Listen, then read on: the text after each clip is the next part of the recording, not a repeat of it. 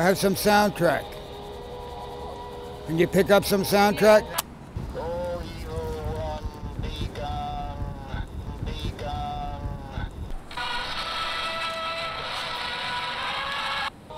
All right, this is the holy part, and then it gets a little more exciting as the moments pass. But this is scheduled to take about 45 minutes. The whole the whole ceremony here with this exorcism is just, you can shout an exorcism, curse and swear and jump up and down, or you can simply speak and stand by the content of the image.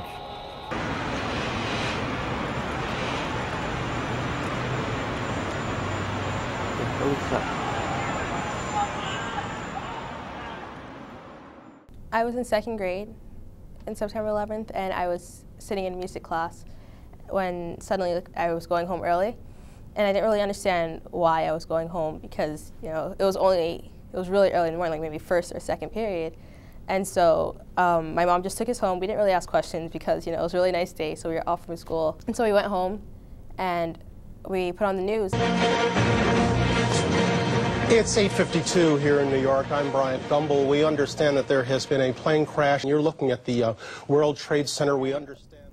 I was only 7 at the time, so I didn't really, I think, grasp the severity of the situation. I didn't really know what was going on. And so, like, all we knew that whatever was going on, it was bad. Only the adults seemed to really know what was going on, and for the most part, they remained calm. You know, I guess they kind of had to. Stay calm, stay calm.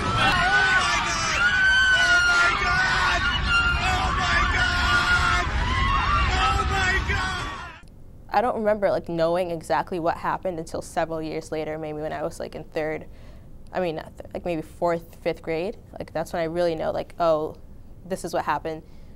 The towers were bombed by terrorists, and still I didn't know. Like I just kept hearing Muslim, Muslim, Muslim. I was like, wait a minute, I'm Muslim too. The Islamic factions came and mercilessly killed over 3,000 of my fellow Americans, friends, family, in the name of their God. When I hear people talking about Islam in a bad way, I'm not always immediately offended because I think these people obviously aren't well informed. Like they obviously don't know, so I have to give them the benefit of the doubt. And I don't want to like pass judgment on people who are just basically spewing nonsense. Like I like to think maybe if they really knew what the truth was, they wouldn't be saying these things. Kids our age, we were so young when this happened. We don't know why. Like we know what happened at this point, but we still don't know why it happened. Like what led to this? When did this tension between Islam and America arise? There was a recent act of vandalism in our school that I was really unhappy about. My understanding of the events, I don't have a first-hand account, but my understanding of the events is that on the 4th floor of our building, we had a religious display around the holidays, around Christmas time, to honor all of the different faiths represented by our students, to honor and celebrate all of those faiths. So we had posters for Christmas, posters for Kwanzaa, posters for Hanukkah, and amongst those posters, there were some posters celebrating the holidays of Muslims. And one of them was Ramadan. Someone had ripped the Ramadan poster off. The Ramadan poster was apparently found in the boys' bathroom, I think on the same floor. I'm not sure if it was on the same floor. And it's unclear whether the poster was put above the urinal in the boys' bathroom or whether it was put in the actual urinal in the boys' bathroom.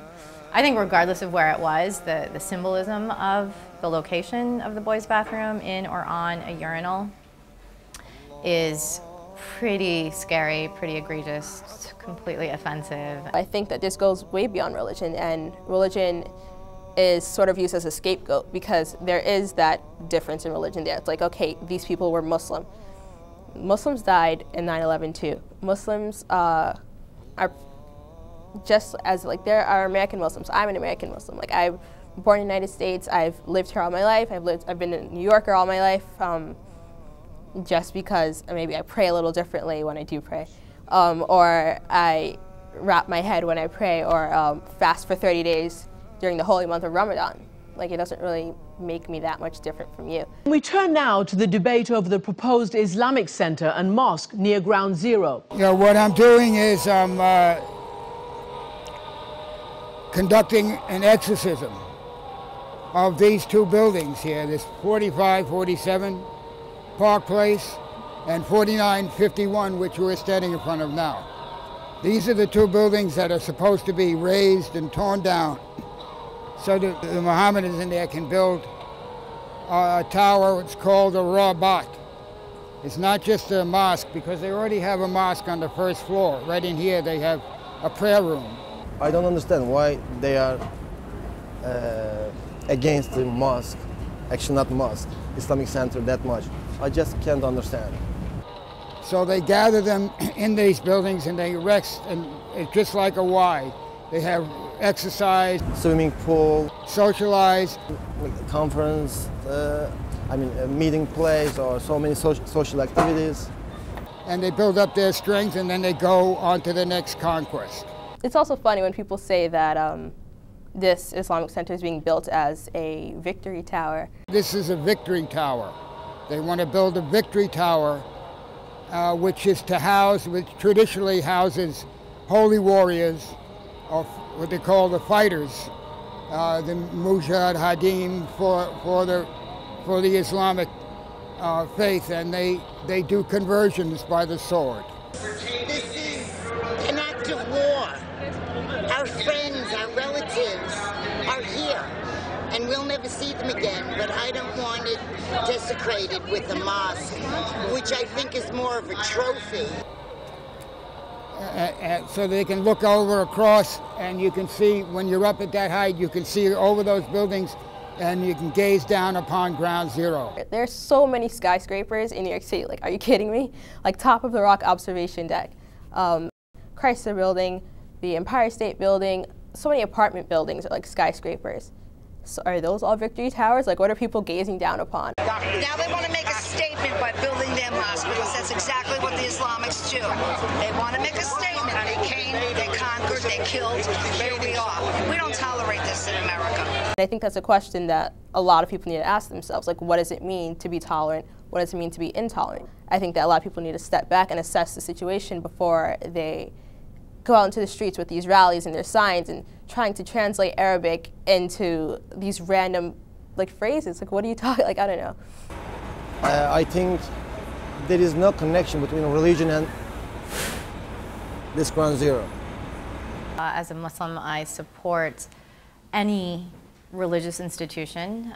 Any religious institution does have a First Amendment right to practice their faith.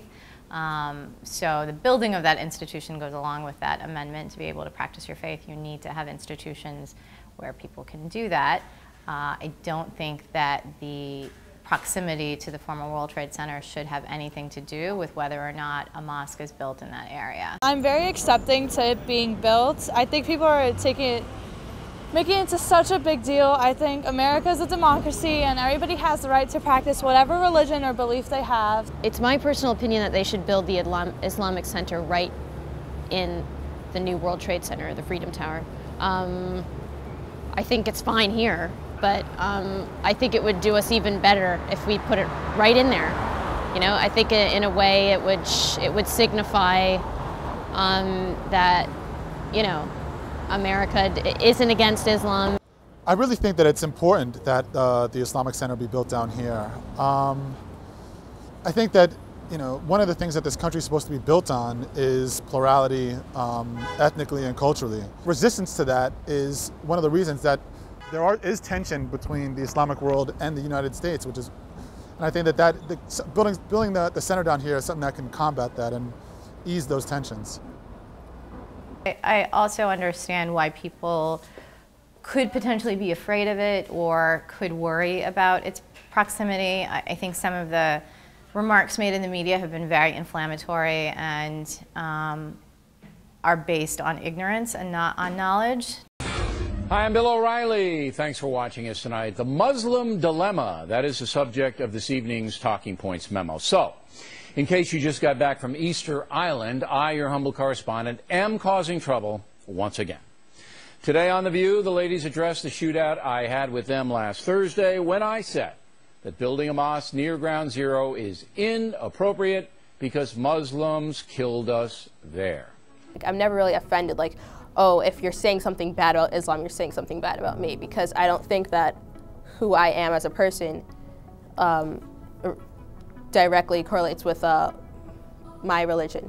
I don't think that a person is judged by their faith, because personality might, like, although personality might be somewhat influenced by their religion, it's not that person in its or in their entirety. I feel like our generation after this will hopefully be more tolerant. We just have to. It's become ridiculous.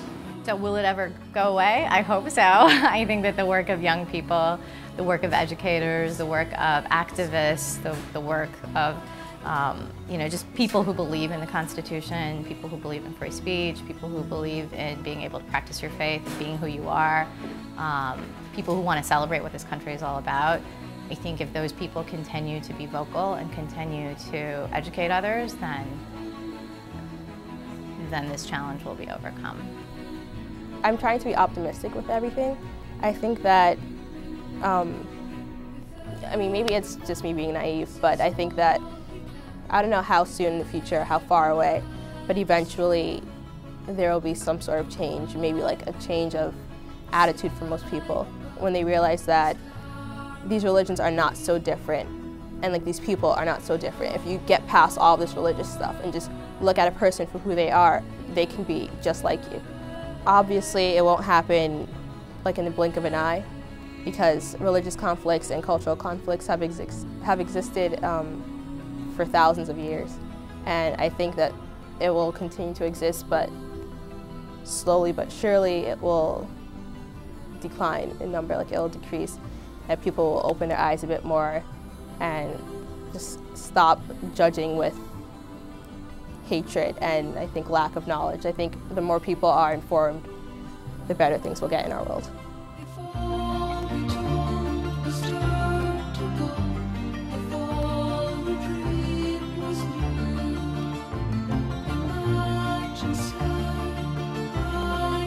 It was nearly 10 years ago that a bright September day was darkened by the worst attack on the American people in our history. The images of 9/11 are seared into our national memory. Hijacked planes cutting through a cloudless September sky, the Twin Towers collapsing to the ground. Our war is not against Islam. Bin Laden was not a Muslim leader. He was a mass murderer of Muslims. And I can report to the American people and to the world that the United States has conducted an operation that killed Osama bin Laden, the leader of Al-Qaeda, and a terrorist who's responsible for the murder of thousands of innocent men, women, and children. We must reaffirm that the United States is not and never will be at war with Islam.